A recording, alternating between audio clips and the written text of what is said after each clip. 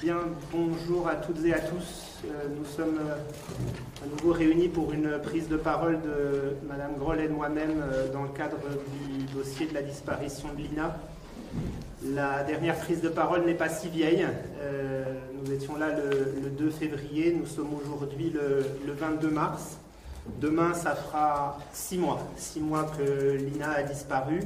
Je sais que vous avez beaucoup de questions et que le temps médiatique vous amène à poser des questions et à nous contacter régulièrement avec des échéances qui sont des échéances difficiles à passer, tant pour moi-même en tant que conseil de la partie civile que pour Madame Groll. Le but du jeu est aujourd'hui de vous permettre de poser vos questions de manière groupée pour que nous puissions y répondre à notre tour de manière groupée.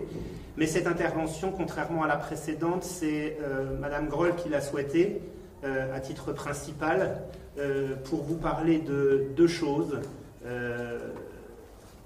qui font vivre la vallée et qui font vivre ce dossier, à savoir deux choses dont vous avez déjà entendu parler mais sur laquelle elle avait à cœur de s'exprimer et de répondre à vos questions, à savoir la création de l'association Les Bonnes Étoiles de Lina et un événement solidaire qui aura lieu dans la vallée le 20 avril, c'est bien ça Madame Groll, hein, 20 avril au soir, un concert en soutien à Lina et en soutien à la cause de Lina et aussi au cyberharcèlement, elle vous en parlera. La lutte contre le cyberharcèlement, elle vous en parlera. Et au final, je me permettrai de reprendre la parole pour faire, bien évidemment, dans le respect du secret de l'instruction, un petit point sur l'évolution du dossier et sur le fait que mes attentes, vous le verrez, sont toujours là, puisque au jour d'aujourd'hui, l'expression n'est pas bien choisie, mais en tout cas, en l'état actuel des choses, nous n'avons toujours pas, même si l'échéance du 15 mars est passée, nous n'avons toujours pas reçu un quelconque élément et une quelconque nouvelle sur l'évolution du dossier pénal. Conformément à ce que je vous indiquais, je laisse la parole à Madame Groll. Bien, déjà, je voulais vous parler de la création de l'association. On a pris la décision avec famille et amis de créer cette association. Donc, la première rencontre où tout a démarré, c'était le 1er novembre. C'était une réflexion commune en fait dans tout ce qu'on pouvait faire. On s'est dit que finalement de créer une association ce serait plus simple pour tout, pour faire des choses, pour aussi par rapport aux dons et pour que les choses soient claires et transparentes et qu'on ait aussi des moyens d'action plus important via l'association, qui en plus est importante pour moi parce que ça fait très longtemps, des années que je suis dans le milieu associatif. Donc c'est pas quelque chose de nouveau pour moi. Voilà, c'est important que vous sachiez pourquoi cette association a été faite, parce qu'on entend vraiment tout et n'importe quoi actuellement, et vraiment des choses qui me choquent. C'est vraiment une démarche bienveillante. C'est vraiment une association qui est faite dans le but de faire tout ce qui est possible pour la recherche de Lina, pour le retour de Lina, pour vraiment le soutien à la famille et à tout l'environnement. Et aussi, un point qui est très important pour nous, c'est le cyberharcèlement. Parce que depuis le départ, c'est une horreur. J'ai même plus de mots, en fait, tellement c'est un acharnement, tellement tout et n'importe quoi est dit partout. Des commentaires où les gens ne savent même pas de quoi ils parlent, et pourtant ils se permettent de faire des réflexions horribles, des déductions pareilles qui n'ont pas lieu d'être, des interprétations, et tout ça, c'est pas possible, c'est plus possible. On ne peut pas laisser tout dire, tout faire sans réagir. Donc c'est vraiment un point de lutte pour notre association. Et je tiens à vous remercier aussi d'être là aujourd'hui, parce que je trouve que c'est professionnel, c'est honnête, et de retranscrire les choses telles qu'elles sont et de dire la vérité, c'est vraiment important pour moi.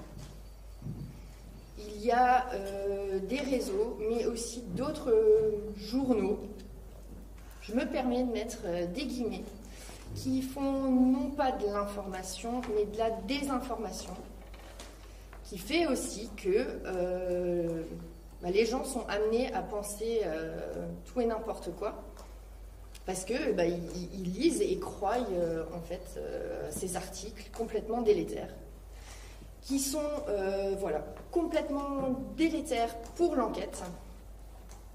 Ça, c'est vraiment quelque chose qui est dur pour moi, parce que c'est de la vie de l'INA dont on parle, et qu'il y a certaines choses qui sortent dans la presse sont vraiment néfastes à l'enquête. Moi, aujourd'hui, je suis là vraiment pour alerter les gens, pour peut-être piquer un bon coup de gueule et dire, mais enfin, réfléchissez à ce que vous dites, réfléchissez à ce que vous faites, parce que tout ça a des conséquences. Et que non seulement ça n'aide pas l'INA, mais encore pire, ça entrave l'enquête. Donc je vous demanderai à tous les gens qui regardent, à tous les journaux, toutes les radios, de bien faire attention à ce qu'ils disent et à la portée que ça peut avoir, les conséquences que ça a sur toute l'enquête et sur l'INA.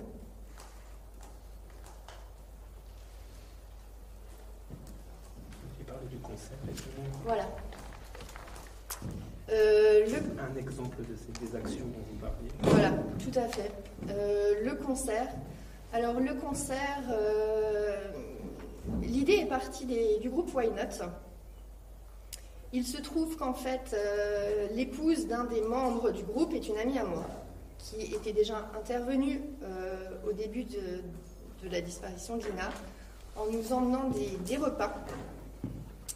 Quand ils ont appris la création de l'association, les Why Not ont proposé bénévolement leur intervention, c'est-à-dire ils nous ont proposé un concert bénévole où tous les bénéfices seraient reversés à l'association. C'est vraiment une démarche solidaire, une démarche bienveillante, et je les en remercie. Ça a été immédiatement déjà un grand oui, parce que c'est une belle action. Ça nous permet vraiment d'être dans une dynamique où on fait quelque chose pour l'INA, où on parle de l'INA. Où elle peut entendre également où elle peut, ce qu'on fait pour j'espère, entendre et aussi rendre attentifs les gens. C'est à savoir que si on est 6 mois plus tard maintenant, si quelqu'un se souvient de quoi que ce soit, a oublié de dire quelque chose, un détail, eh bien, il faut le dire. Il n'est jamais trop tard. Jamais trop tard pour rien faire. Alors vraiment, j'encourage toutes les personnes qui ont des choses à dire, à témoigner. Des choses peut-être qu'ils ne se souvenaient pas. Peu importe. Le moindre indice est bon à prendre, en fait.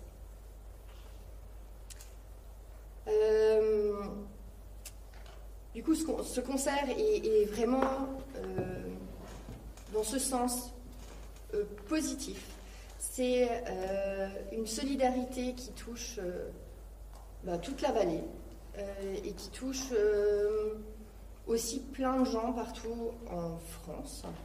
J'ai des retours, des messages de soutien de gens d'un peu partout. Peut-être donner la date et le lieu précis pour... Le concert aura lieu le 20 avril à la salle des fêtes de Plaine. Voilà. Ce sera à partir de 19h30, je crois. Voilà. C'est vraiment important de dire que tous les gens qui viendront seront là pour passer un moment de soutien, de bienveillance, de solidarité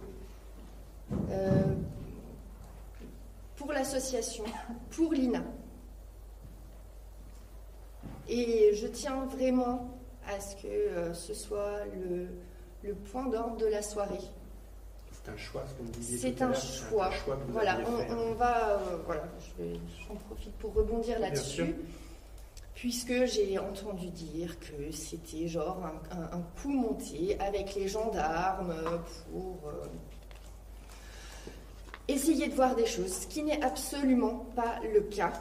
Donc, comme je vous l'ai expliqué, ce concert est parti vraiment d'une bonne action, d'une volonté de tout le monde de faire quelque chose de bien. Et en aucun cas, il n'a été question de l'intervention des gendarmes. C'est quelque chose dont l'association ainsi que le groupe Why Not a parlé. On en a discuté lors de notre dernière réunion.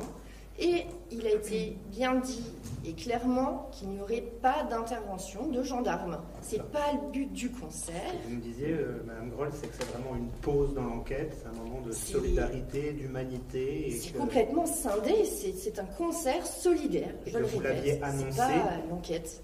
Vous l'aviez annoncé, excusez-moi de vous couper, mais c'est important puisque c'était vos propos tout à l'heure, vous l'aviez annoncé ça aussi à la gendarmerie, c'est quelque chose, cette volonté, vous l'avez notifiée, vous en avez informé la gendarmerie. Donc, voilà, post-réunion, j'ai dit, ben voilà, on va juste informer de façon courtoise quand même la gendarmerie, qu'il soit informé de ce concert. C'est donc ce que j'ai fait, j'ai téléphoné pour tout simplement dire, voilà, nous allons faire un concert le 20 avril à Plaine. Et voilà, s'il y a quoi que ce soit, vous pouvez m'appeler. Le monsieur m'a gentiment dit, s'il y a quoi que ce soit, vous pouvez nous appeler. Merci, bonne journée, au revoir. Voilà, ça s'arrête tout simplement là. C'est important, oui. Je me permets de reprendre la parole. Vous aviez terminé ? Pour ma part, après ces propos qui étaient importants, vous l'avez compris, dans la bouche d'une maman, je vous avais annoncé lors de la dernière prise de parole que nous avions été entendus, que Madame Groll avait été entendue avec moi-même par les deux juges d'instruction en charge du dossier. J'avais salué à l'époque l'empathie, la capacité d'écoute des deux juges en regrettant toutefois que cette audition n'ait pas été précédée d'une mise à disposition du dossier comme le prévoit la loi et en tout état de cause d'information sur le dossier. Aujourd'hui, je vous avais dit également qu'on m'avait annoncé, vous l'aviez retenu puisque vous êtes nombreux à m'avoir interrogé sur ce point, une échéance au 15 mars. Aujourd'hui, nous sommes le 21 mars. Vous imaginez bien que l'impatience de Madame Groll monte, qu'on atteint même la limite du supportable pour une maman. J'ai le regret. J'aurais bien voulu vous annoncer aujourd'hui, alors ça aurait été frustrant parce que je n'aurais pas pu répondre à vos questions directes, précises, puisque j'ai un profond respect pour le secret de l'instruction et pour protéger l'enquête, nous y viendrons, mais j'ai le regret de vous dire qu'aujourd'hui rien n'a bougé. Aujourd'hui rien n'a bougé, et quand j'interroge les juges d'instruction, la même réponse m'est faite, à savoir que il y a une charge de travail tellement importante que le processus qui consiste à, c'est un terme technique, coter le dossier, c'est-à-dire la transmission du dossier, la transmission du travail des gendarmes,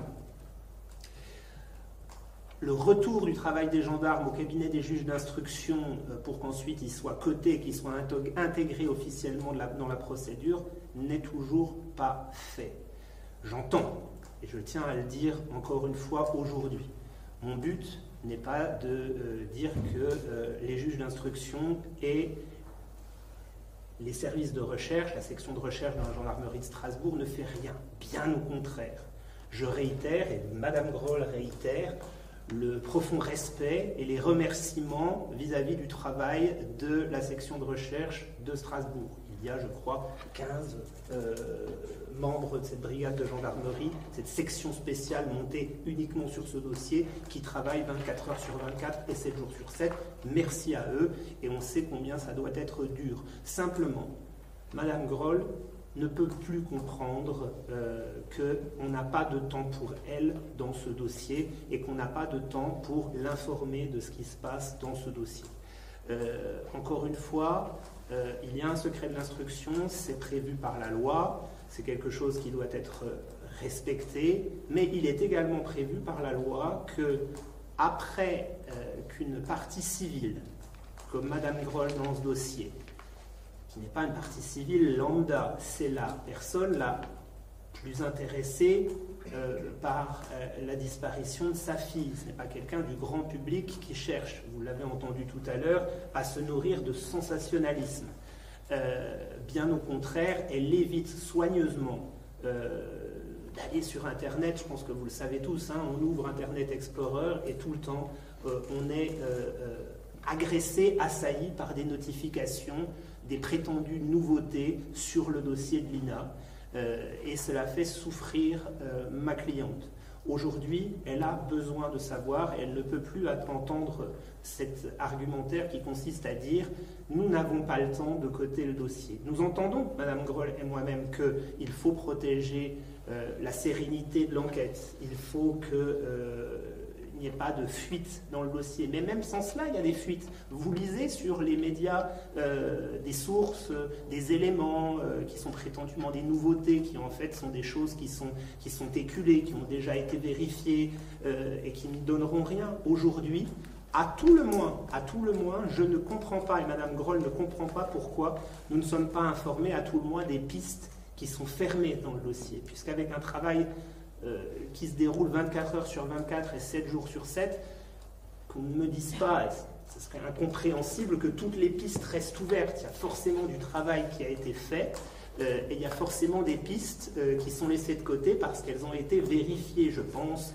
par exemple au fait qu'on ait vérifié les alibis des 2 personnes impliquées dans le dossier de viol. C'est une information qu'on m'a donnée, mais que nous n'avons pas pu vérifier sur le dossier. Et je reviens sur ce qui est inscrit dans le Code de procédure pénale. Il est prévu qu'après une audition de partie civile, la partie civile soit pleinement partie au dossier. Partie civile, ça veut dire quelque chose. Et qu'elle a des droits dans le dossier. Et un des droits, c'est d'avoir communication, c'est de connaître ce qui se passe dans le dossier. Or, aujourd'hui, il ne se passe procéduralement parlant, et ce n'est pas une facétie d'avocat ou un abus de langage ou un effet de manche, procéduralement parlant, il ne se passe rien dans ce dossier, puisque rien n'est au dossier. Tout est dans le travail et dans le dossier de la SR, de la section de recherche de Strasbourg, mais procéduralement parlant, il ne se passe rien. Encore une fois, 6 mois sont passés. Si Madame Groll devait se voir reprocher quelque chose ou que des soupçons se portent sur elle, je pense qu'au bout de 6 mois, étant la principale concernée, la personne en lien direct avec Lina, elle aurait déjà été inquiétée par les services de gendarmerie en charge de l'enquête. Donc on est vraiment sur, et ce n'est pas la raison qui m'est opposée, on est vraiment sur une raison qui tient au temps et à l'impossibilité, eu égard à la charge de travail, de faire un retour fût-ce partiel de la commission rogatoire, et c'est quelque chose que nous n'acceptons plus. Alors voilà, on n'a pas accepté ou pas, je ne vais pas... voilà, moi je respecte aussi le travail des juges d'instruction, hein. Mon propos n'est pas de dire que les juges d'instruction en charge de ce dossier font mal leur travail, loin de là. Je sais qu'elles gèrent, c'est pas la section de recherche qui travaille tout seul, je sais qu'elles sont en lien constant avec les enquêteurs. Mais sur ce point-là, ce n'est pas une critique de ma part du travail des juges d'instruction, mais c'est en quelque sorte un appel au secours, entre guillemets, de la part de Madame Groll en disant « j'ai besoin, en tant que maman, de savoir ». Je terminerai également par une information concernant le dossier de viol. Suite à la dernière prise de parole de Madame Groll et de moi-même, j'avais émis des critiques sur le procureur, sur les services, pas d'attaque de personne, c'est pas mon but bien évidemment dans ma prise de propos, sur le parquet de Saverne, sui generis, et sur notre incompréhension quant à cette décision de classement sans suite qui avait été, on va dire, décrite et détaillée par vos confrères des DNA. Cette incompréhension demeure, mais la bonne nouvelle dans le dossier, c'est que suite à notre prise de parole, le parquet de Saverne s'est dessaisi du dossier, a saisi le parquet de Strasbourg, qui a ouvert une procédure judiciaire. Une troisième juge d'instruction, pour un peu ne pas mélanger les choses, je pense, et pour que ne pas surcharger encore plus les deux juges d'instruction en charge du dossier, même si ce sont des faits connexes, ce ne sont pas les mêmes faits, bien évidemment, puisque leurs alibis ont été vérifiés. Mais un troisième juge d'instruction est en charge de ce dossier. L'information que je vous donne, bien évidemment, je ne rentrerai pas dans les détails de ce dossier, par respect, je vous l'ai dit, pour le secret de l'instruction, c'est que Mme Groll a été entendue d'ores et déjà de par ce juge d'instruction et que nous tenons à également la remercier pour vraiment le plus parfait accueil qui nous a été fait. Et dans ce dossier, alors, je vais le dire aussi, il ne faut pas que vous me taxiez de mauvaise foi, les dossiers ne sont pas les mêmes, les faits ne sont bien évidemment pas les mêmes, le travail n'est pas d'une même intensité, on n'est pas dans ce dossier sur la recherche d'une personne disparue, on est sur l'éclaircissement d'un fait bien précis de viol que l'INA reproche à ces deux agresseurs et sur l'étude du consentement et d'usage et de l'âge respectif des parties. Donc le travail n'est pas d'une même intensité, mais il s'avère que Madame Groll est partie civile dans ce dossier, elle a été entendue et elle a reçu communication de l'entier dossier. Encore une fois, comparaison n'est pas raison parce que les dossiers ne sont pas les mêmes, mais ça fait d'autant plus souffrir Madame Groll de dire que voilà, dans ce dossier-là, il y a une communication du dossier, alors que dans l'autre, voilà, on a fait preuve de patience, mais on nous a dit 1 mois, on nous a dit 2 mois, on nous a dit le 15 mars, le 15 mars est là, on ne voit toujours rien venir. Donc le but de cette conférence de presse est de, mais je l'ai dit au juge d'instruction et je l'ai dit à Madame la directrice d'enquête aussi, je n'attends pas que cette conférence de presse pour passer des messages, et d'espérer enfin une communication du dossier pour que Madame Groll et moi-même puissions avoir une visibilité sur ce qui se passe et sur les chances et les différentes pistes qui ont été investiguées pour retrouver la trace de la jeune Lina. Voilà, c'était pour ma part la fin de ce qu'on avait à vous dire l'une et l'autre. On va, comme usuellement, et parce que je vous avais dit que cette prise de parole était là aussi pour répondre aux questions que vous aviez de façon groupée sur une unité de temps et de lieu. Je crois qu'il y a 2 micros qui sont dans la salle pour qu'on vous entende. Donc on est à votre disposition pour répondre à vos questions. Je crois qu'il faut juste le petit bouton rouge. Ouais, c'est bon.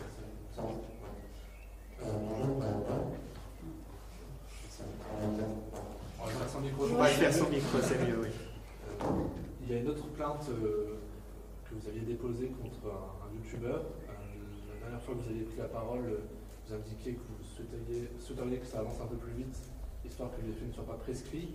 Est-ce qu'il y a aussi des nouveaux dans ce dossier-là ? Tout est en cours, donc pareil, on attend des retours. J'ai eu la confirmation je confirme ce que dit Madame Groll, j'ai eu la confirmation par le parquet de Saverne que l'enquête était en cours. Il y a un temps très court, vous le savez, de la prescription, donc là c'est vraiment des choses où il est compliqué. Quand l'enquête est en cours, il faut laisser travailler le parquet de Saverne. Donc voilà, on attend sur ce dossier, mais a priori c'est en cours. Madame Groll, j'aimerais revenir sur le cyberharcèlement dont vous nous avez parlé au début. Vous nous avez dit évidemment qu'il y a beaucoup de choses qui vous avaient choqué. Quel type de remarques vous ont le plus surprise ou choqué? Qu'est-ce qui est le plus inadmissible pour vous dans ce qu'il y a pu se dire sur Internet? Franchement, faire le tri dans tout, je peux pas. Il y a eu tellement de choses, il y a tellement de choses. Et mais maintenant, la différence, c'est qu'il y a plein de gens qui commencent aussi à être outrés par ce qui se passe. Même vous, quand vous êtes arrivés, Voilà, vous me faites la réflexion. Et comme vous, il y a plein de gens qui me contactent.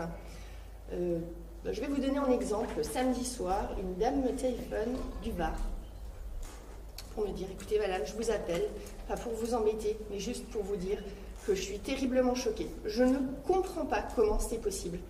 Comment ça peut arriver? Comment peut-on en être là? Comment certaines choses peuvent-elles sortir dans la presse? Et elle me dit, voilà, moi j'ai prévenu les gendarmes, ils peuvent rien faire. J'ai recontacté encore Strasbourg, ils peuvent rien faire. Donc je vais faire des mails directement dans le journal. Elle me dit, madame, j'arrêterai pas de faire des mails parce que je suis maman et que c'est inadmissible. Je ne peux pas laisser faire. Voilà. Je suis franchement contente qu'aujourd'hui les gens ouvrent les yeux et me fassent ces retours. Vraiment. Je pense qu'il y a des gens qui ouvrent les yeux quand même et qui se rendent compte des choses. Et ça, c'est... Je confirme également, ces réactions de solidarité sont vraiment salutaires et elles font du bien. Moi, je n'ai pas eu le temps de leur répondre encore, mais s'ils m'entendent, je les en remercie par votre intermédiaire. Il y a un confrère honoraire, un confrère à la retraite du centre de la France qui m'a fait part de sa solidarité et aussi de son incompréhension sur ce qui se passait dans la presse. Il y a un ou deux particuliers qui m'ont aussi écrit. Face à la manne et la masse de gens qui commentent sans rien dire, sans rien savoir, il y a aussi beaucoup de gens qui font œuvre de solidarité, et c'est aussi grâce à des actions comme celle que Mme Groll vous a décrite qu'on veut entretenir et on veut encourager ces actions de solidarité. Il y a encore des théories qui circulent, comme on a pu le voir avec le youtubeur. Il y a encore, excusez-moi, je ne suis pas ce genre je vous pose des questions, mais il y a encore ce genre de théories qui circulent, des gens qui se mêlent de l'enquête, c'est ça? Oui. Ah oui. Oui, des commentaires complètement désobligeants, des gens, certaines personnes qui interviennent, je suis désolée, je ne peux pas me taire, franchement, je suis tellement choquée, des gens, les derniers qu'on penserait. En fait, ce sont les premiers en fait, à faire des erreurs catastrophiques. Et c'est incroyable. Moi, je suis outrée, je suis choquée, j'ai plus de mots, en fait, les bras me tombent, quoi, tellement c'est aberrant, quoi, ce qui peut se passer. On peut en prendre la responsabilité, parce qu'il faut que ce monsieur en assume les conséquences. Madame Groll fait référence à on vous a dit que vraiment ce concert était quelque chose de très important pour elle, une pause dans l'enquête, parce que Madame Groll, elle a des relations qui sont, elle doit répondre à des questions, elle est en contact avec les enquêteurs, elle est au centre de l'enquête, tout en n'étant pas informée. C'est quelque chose d'autant plus frustrant, mais bien évidemment, elle fait son travail quand les enquêteurs ont besoin d'elle. Et ce moment de concert était quelque chose de très, parce qu'on ne va pas se le laisser gâcher, Mme Groll, et quelque chose de très important, elle vous l'a expliqué, pour qu'une solidarité se mette en place, et les enquêteurs ont été informés que là, il fallait faire pause, et que les gens pouvaient venir en toute confiance et en toute sérénité pour penser un peu à autre chose. Et Dépêche du Midi, c'est ça, on va citer? Le premier, c'était quel journal? Midi Libre? Non, Dépêche du Midi.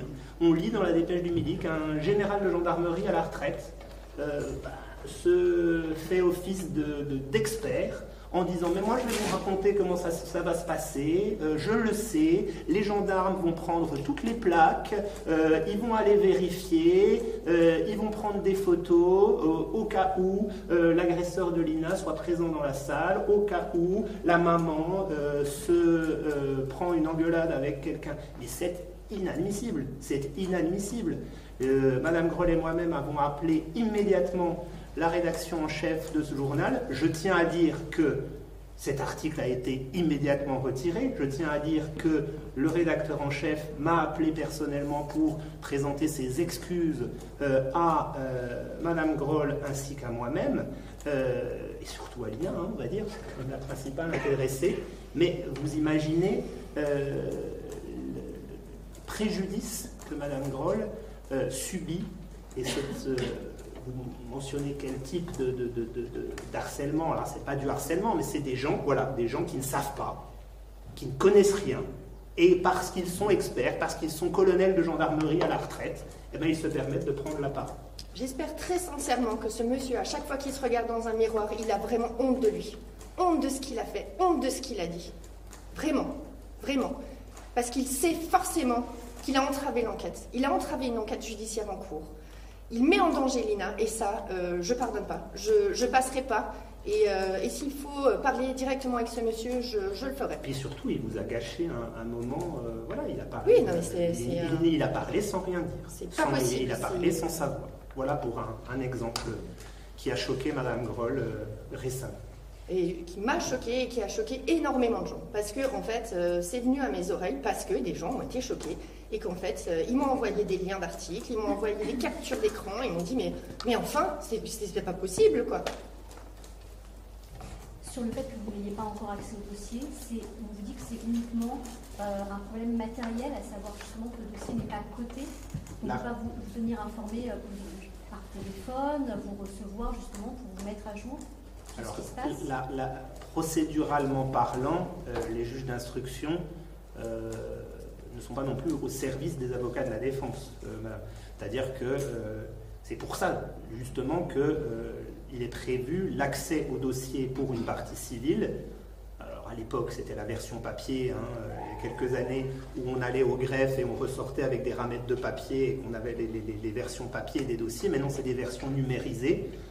Il y a un système de lien entre les juridictions et les avocats où on nous envoie les dossiers par version numérisée et tranquillement, au sein de mon cabinet d'avocat, Madame Groll aurait pu consulter avec moi ce dossier. La seule réponse qu'on me fait, c'est il y a trop de travail, et je ne le conteste pas, c'est ce que j'ai dit tout à l'heure, il y a trop de travail et l'intensité de travail est trop importante pour que ce dossier passe de la section de recherche de la gendarmerie au cabinet du juge d'instruction. C'est pour ça que je vous disais, et je le répète encore une fois cette expression, procéduralement parlant, ce dossier, au niveau du cabinet du juge d'instruction, il est vide.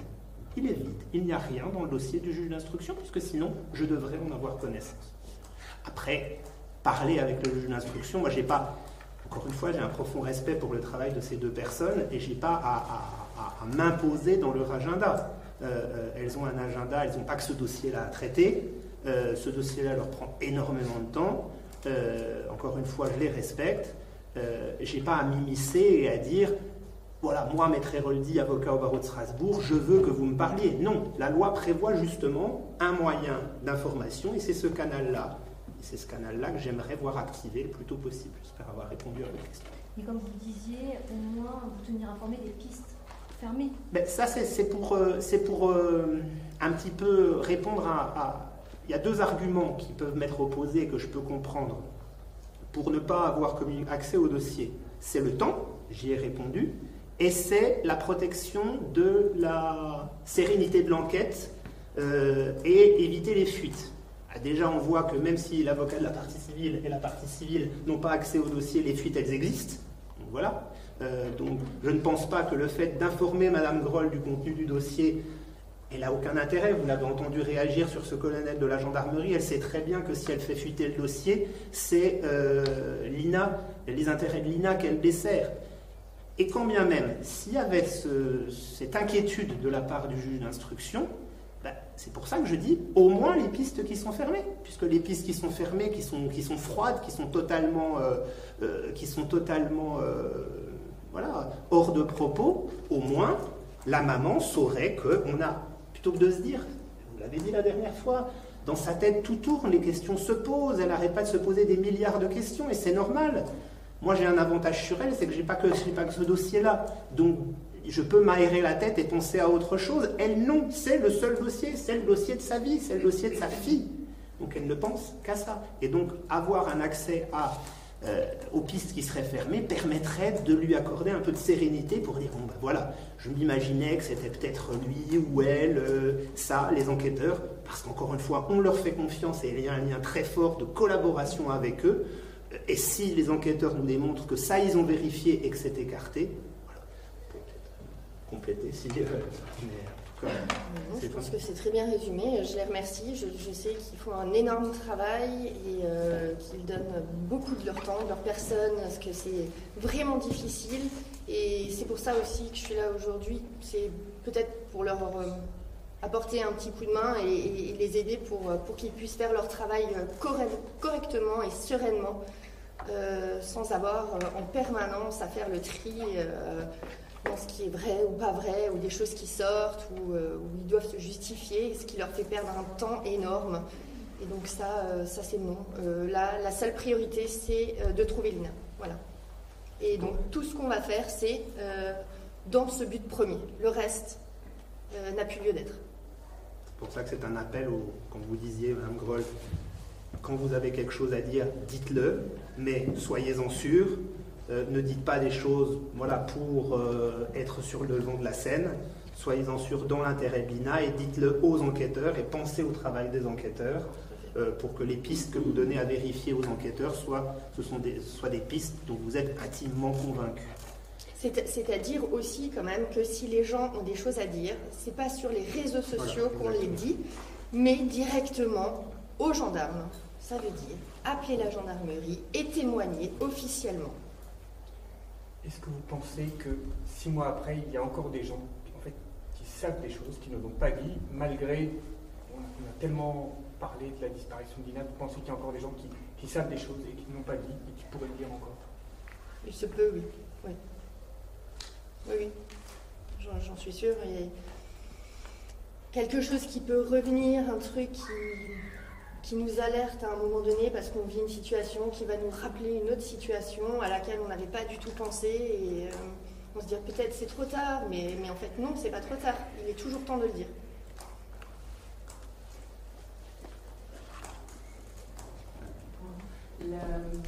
Je reviens un petit peu sur le cyberharcèlement et les choses que vous subissez depuis le début. On avait parlé la dernière fois de cette plainte pour viol et des commentaires nauséabonds qui avaient pu se répandre au sujet de l'INA.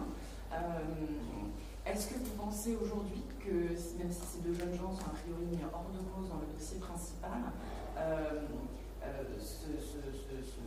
la survenue de cet événement a pu faire en sorte que l'INA ait une réputation, quelque chose qui aurait pu lui nuire? Ah bah ça c'est sûr.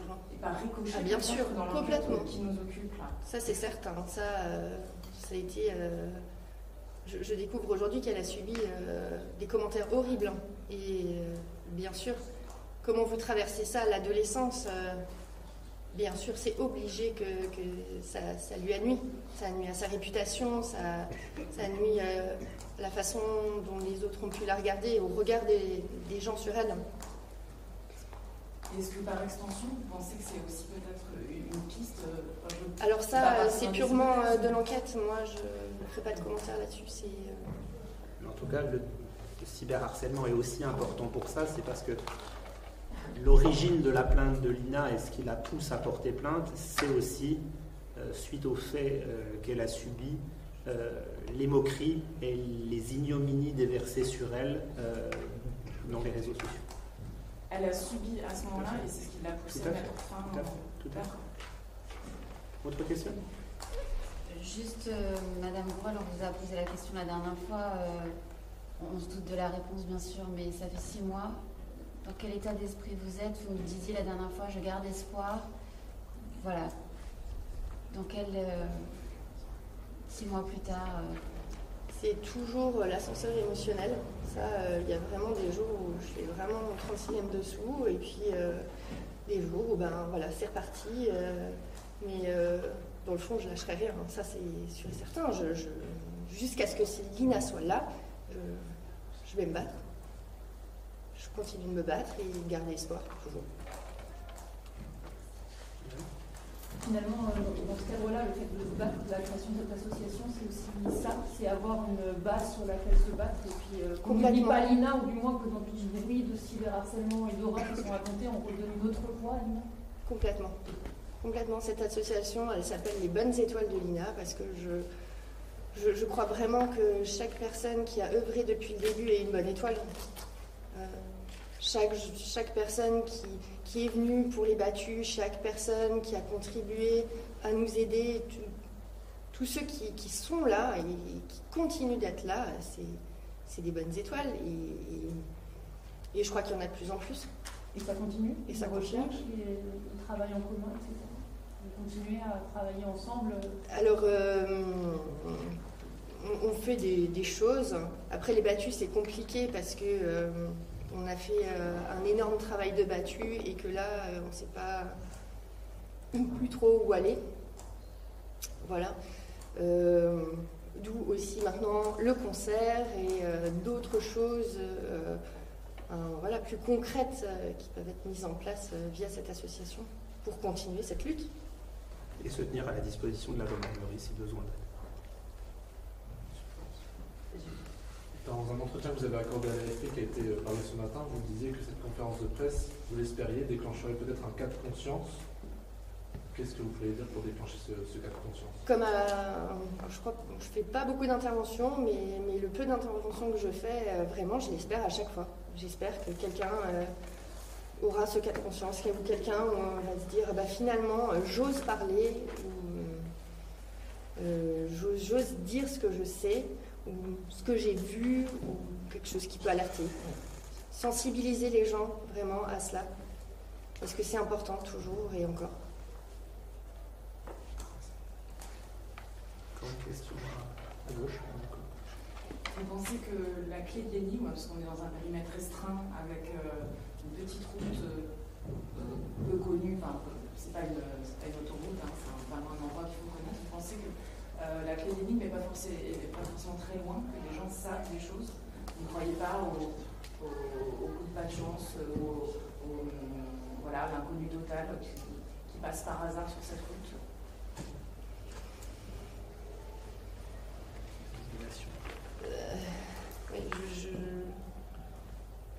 Je ne suis pas voyante, je peux pas vous dire. Mais une chose est sûre, c'est que, je pense que certains d'entre vous sont déjà passés, ont vu. Vous voyez bien que c'est pas un chemin qu'on emprunte comme ça, en fait.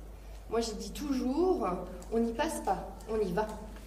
On y va pour une bonne raison. C'est pas un chemin de passage, hein. C'est pas une nationale, c'est une toute petite route qui fait que où on se rend chez soi, où on va dans un gîte, où on va chercher des champignons, où on va marcher.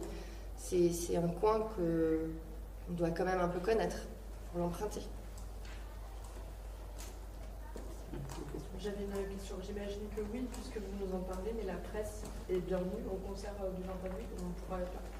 Alors oui, en fait, j'ai déjà répondu à d'autres de vos confrères, c'est un concert public et toutes les personnes qui veulent être présentes sont les bienvenues. Quand vous disiez que ça vous aiderait pour des actions, concrètement, ça peut être quoi? Par exemple, pour votre association, ça peut vous aider pour quoi, par exemple? Pour alerter, ça c'est une certitude, pour aussi toucher un maximum de population, c'est-à-dire que prévoir d'organiser d'autres événements, d'autres choses, ou une marche, ou d'autres groupes de musique ont déjà pris contact avec l'association pour se proposer, comme les Why Not, de faire d'autres concerts solidaires.